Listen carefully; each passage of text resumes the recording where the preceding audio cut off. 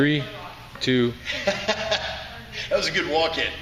Hey man, guys, it's the Rev, Primal Iron Strength Training. I'm here with the one and only Dolbystyle, the man, the myth, the legend, Jason Dolby from Orange Kettlebell Club. Want to give big shout-outs to Mr. Harshman for bringing him in, and for Mr. Lollis, Luke Lollis here at the lab, for hosting this little get-together. And as you were saying before, man, it wasn't really, you really had in mind for like a clinic or like a cert or anything. It's more just like a fun workout, everybody getting together, training together, having a good time. Yeah, basically, I was talking to Harshman about it for a couple of months now. Really just wanted to get up here to Spokane and just get with the crew. And not a certification, not a workshop, just get in here. We're going to do a training day. And a little bit of light Indian clubs to prep the shoulders, right? How you feeling, Bart? How's the shoulders, right? So Chronic injury guy, right? Loosen things up in a really nice fashion with some very light clubs, and then move into just doing some kettlebell work. And some people had their workouts that their coaches had already given to them, so they kind of approached those. And just being here was fun to kind of bounce around, and if they needed a little assistance on some technique or breathing assistance, we jump in and help them out a little bit with that. But it was more like that thing we talked about in the Orange Kettlebell Club, where it's like, yeah, man, somebody's doing some work in the room and they're working real hard, and you can see them really going through the grind and having a real challenge mentally to finish whatever work they're doing.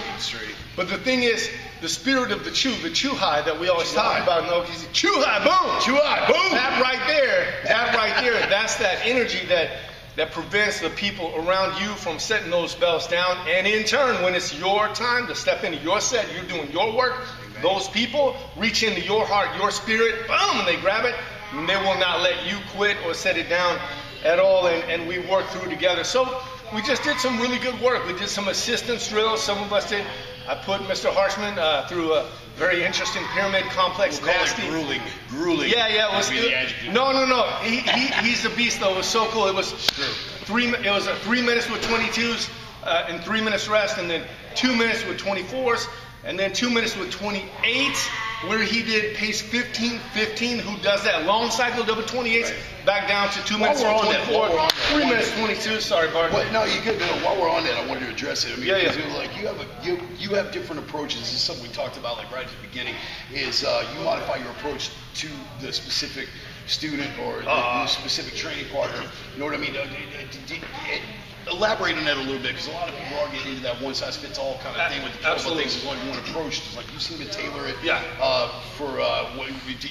for his kung fu. You know, sure, absolutely right. Kung fu. So elaborate on that a little bit. Yeah, like just varying approaches. Sure, absolutely right. So I feel now, being in the Buckley and I have been in this in the kettlebell game as That's John Wild Buckley for the uninitiated. You may remember him from the Roger Patterson film, walking across the river valley. So anyway, but we've been in the kettlebell game for a while now. So we've been doing the coaching for quite some time. And what we find as we go along is really bio-individuality is so important. For each person to recognize, it's great when you have a coach, and it's great that your coach is there for you, but whether I'm coaching or whether I'm being coached in this facility, if it's my coach, and so we have coaches, right? But we also have a ton of students that we work with, and we want to be the best coaches that we can with these students. It's very, very important to know that actually letting them experiment a little bit on their own is massively important. Whether they like thumbs forward, right, thumbs back, in a snatch maybe, or a clean. How does it feel for you? It's not so much, look at this champion, this guy did this many numbers with this style. Well, his humerus may be shorter than yours, and he may have, kind of a long forearm and so on and so forth. So he may be in the rack a little bit different. His drop may be different. What feels good to him may not be the best for you or your body type. So understanding that there's a few different tools that you can play with. You can reach into the box as a coach and say, cool, all right, try the hammer. Was that cool? All right, no? All right, Bart, wait, Bart, try the chainsaw. You like that? Yeah. Or maybe Bart gets a tiny Phillips screwdriver and that works for him, right? But the point is that... Yeah, close work anyway. right? But the point is that you're able to actually play with these tools, and we're able to sort of blend up your own recipe in the cauldron, meld everything down, and create your own recipe. And so, sort of Jeet Kune Do.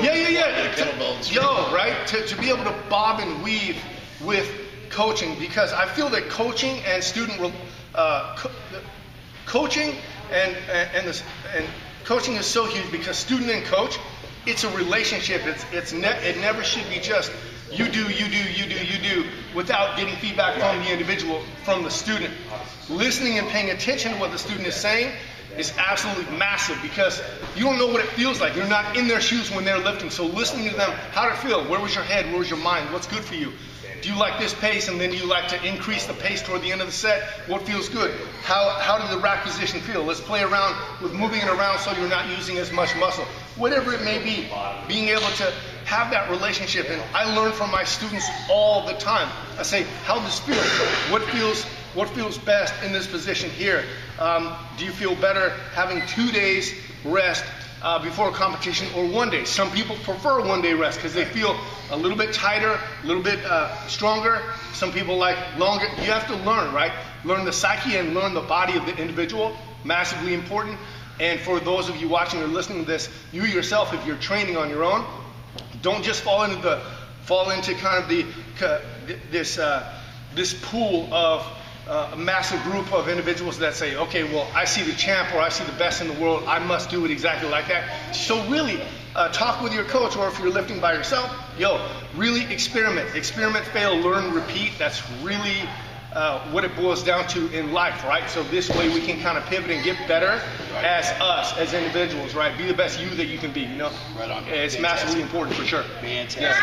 Guys, one of the best coaches and competitors in the biz right here. Long and shorted history, both on the platform and as a coach, Mr. Jason Dolby. One of a kind, man. Orange Kettlebell. That whole crew, by the way, while I got everybody here, because I would be remiss if I did not give shout outs to Nazo and to Big John. I was fortunate enough to encounter these folks at a little seminar in Dallas, my first kettlebell cert in 2009. Dallas, 2009. Duncansville. So Douglasville, Texas, man. We've been at this for 8 freaking years now. I think we're aging well. You're aging well. I don't know. Working around the issues. Anyway, guys, so this is the Rev, Primal Line Straight Training. Once again, thanks to Harshman for bringing him in, and thanks to Luke Lollis here at the lab in Spokane for hosting this thing and putting it together. Jason, glad you make it out, brother. Always good to see you. Big bar. Always so good, man. Thank you so much, man. Keep doing what you're doing. Yes, sir. Thanks, guys. Thanks, guys.